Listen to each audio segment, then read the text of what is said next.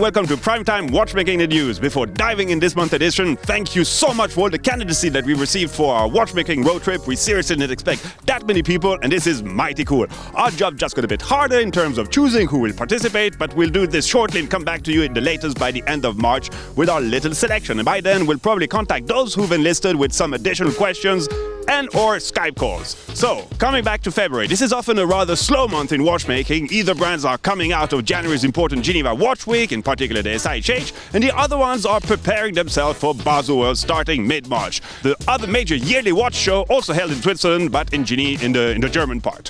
So no news of the month, neither product launch of the month in this edition of Primetime. And for the marketing coup of the month, we'll come back to this later. And first we'll have a special thought for the happy owners of perpetual calendars who have just been able to witness this once-in-a-4-year moment with the automatic passage of the 29th of February date to the 1st of March on their watch. Lucky you, and 4 years to go till next leap year. So let's talk about something quite special with the world of watchmaking, because we've just attended a high-stake conference here in Geneva where we saw a lot of people from different watch brands. The theme of the conference was e-business in luxury and how it is adapted to watchmaking.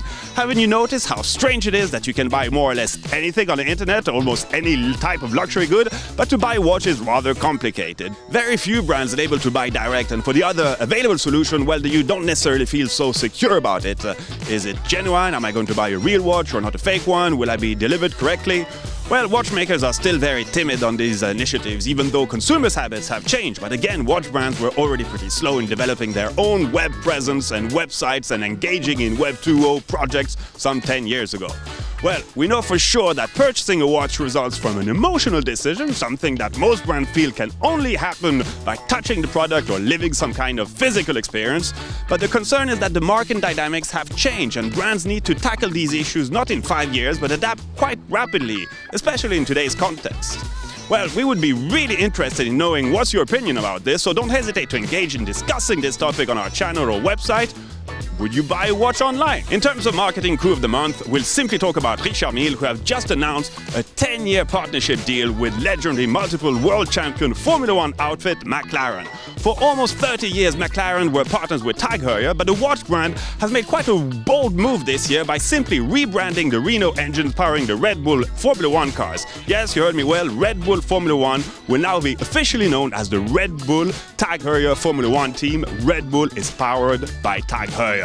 But coming back on Richard Mille, committing to a 10-year partnership is indeed a real commitment, especially that they didn't really stop there. And a few days later, we also heard that Richard Mille had become the partner of the new US Formula 1 team Haas that will make their grand debut in Formula 1 with the first race scheduled in Australia on the 20th of March. Romain Grosjean, the Swiss-French Formula 1 driver, was already a Richard Mille ambassador.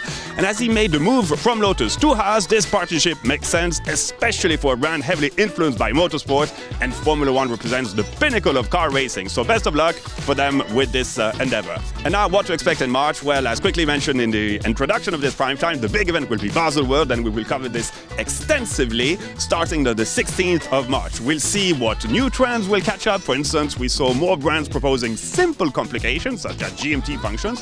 And if you have any particular desires, please let us know, and we'll see if we can cover it too. So just, come into contact with us. So till then, all the best, thanks for your time, and see you soon.